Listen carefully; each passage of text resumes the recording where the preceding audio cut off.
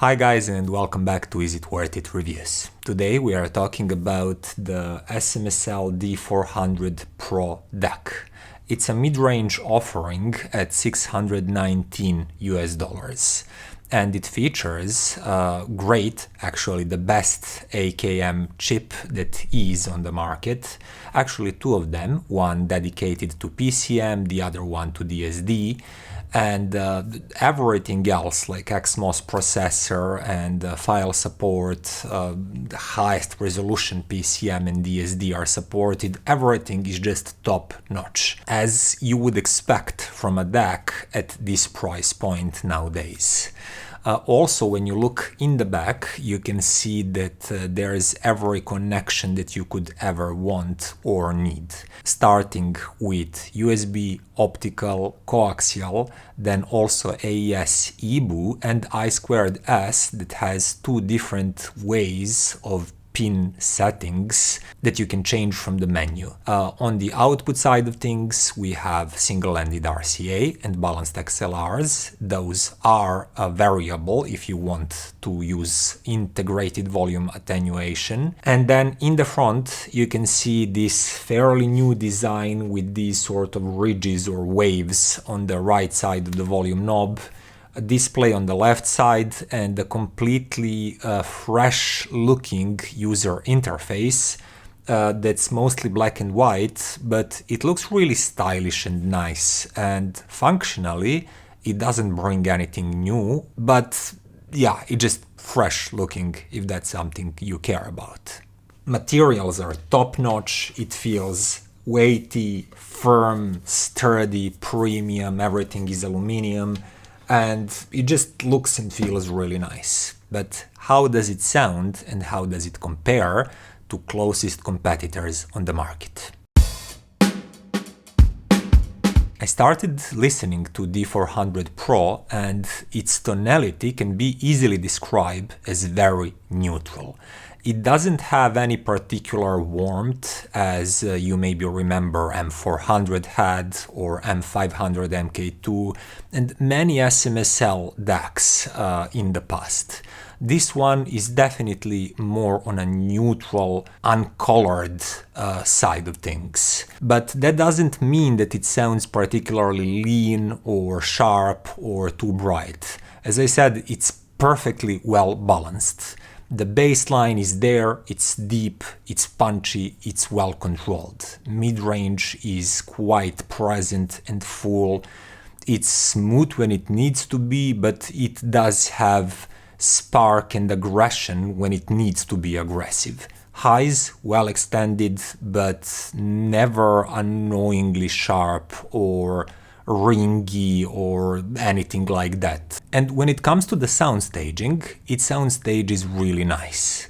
You have a really good sensation of dark background, of well separated, well layered instruments and vocals and everything. And all of that is packed in a reasonably wide and deep sound stage that you would expect from a chip-based DAC at this price point. It will not rival R2R DACs like Denafrips and Musician, and it will not develop such a huge enveloping sound stage, but on its own it's very decent. It doesn't sound flat like older and budget chip DACs. It creates quite a decent sound stage. It never sounds flat. And that also goes for dynamics. Dynamically, it's a live sounding DAC. It has energy, it can move, it has decent dynamic swings, both big dynamic swings and those micro changes. But it's difficult to say more about a DAC, its value and its worth without comparing it directly to few of the closest competitors. And I started doing that by using SMSL SU9 Ultra. Now, this is also SMSL's DAC, but it comes at slightly lower price, $500.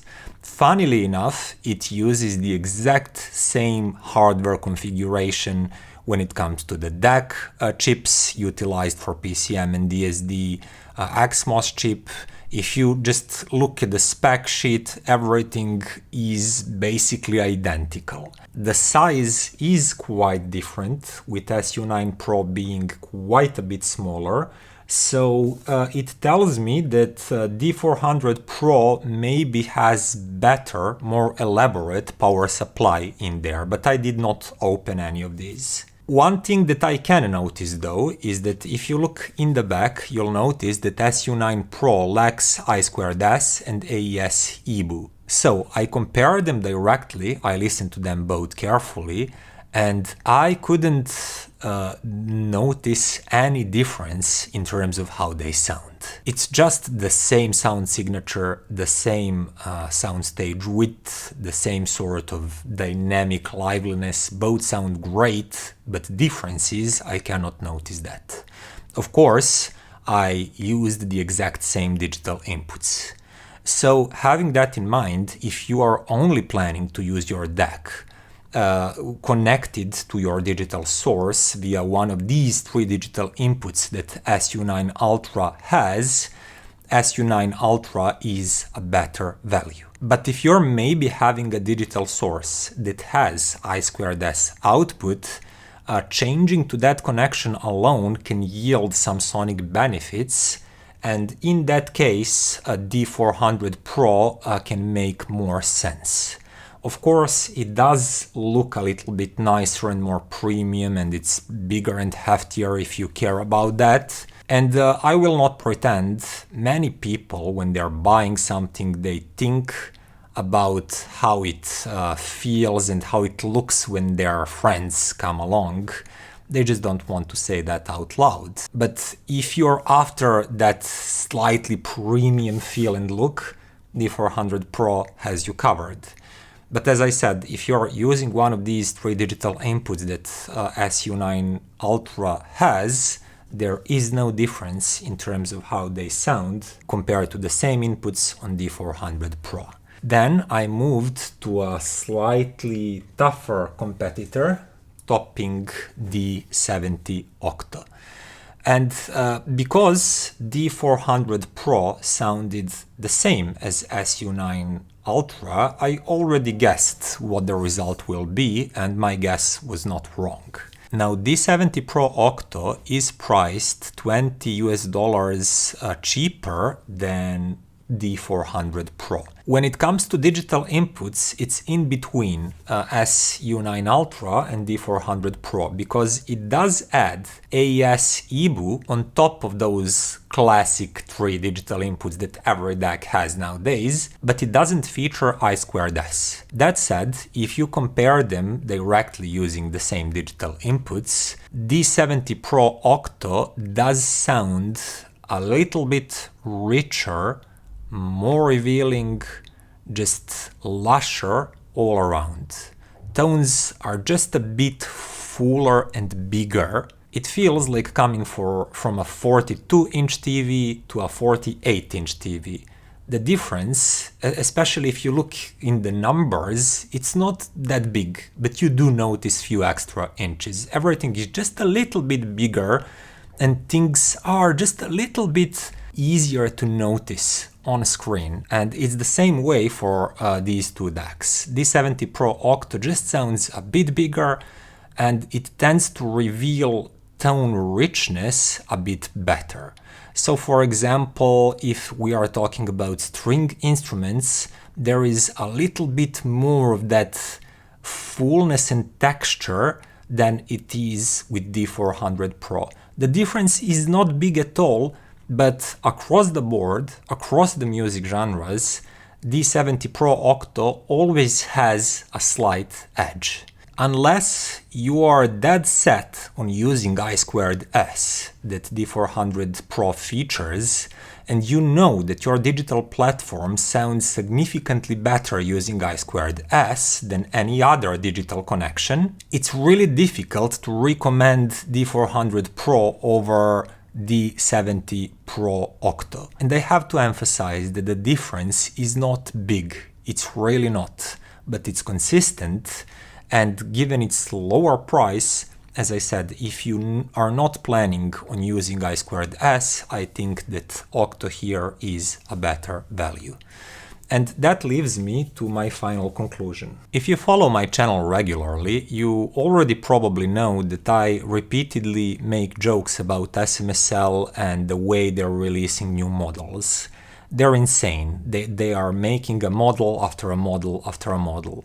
And here, for example, we can see that SU9 Ultra and D400 Pro, they share the same base and the same sound fidelity.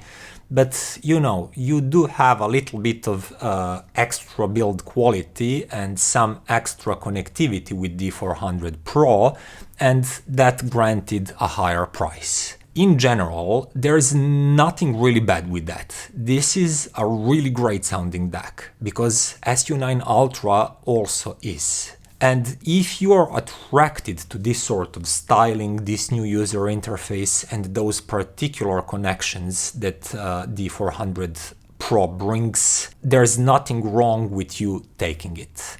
On the other hand, it's a little bit in a tough spot between the cheaper Ultra and equally priced Topping D70 Pro Octo that is a slightly better performer. Or to put it in different words, D400 Pro is a really good sounding DAC. It has great connectivity, great build and feel, and if I didn't review these two DACs, SU9 Ultra and Topping Pro Octo, in the last 2 months, I would be like, this is one of the best offerings at this price. And it's still close up there. But at this time, when I tested all 3 of them, I'm just a little bit more attracted to the other 2 models. And I'll be putting the links for all of these DACs to Apos Audio that sent this one in for a review, so you can check them out. And if you decide to purchase any of these, a small percentage will go to me and maintaining this channel. And that would be all for today. I hope you like this video, or you find it informative at least. See you next time. Bye.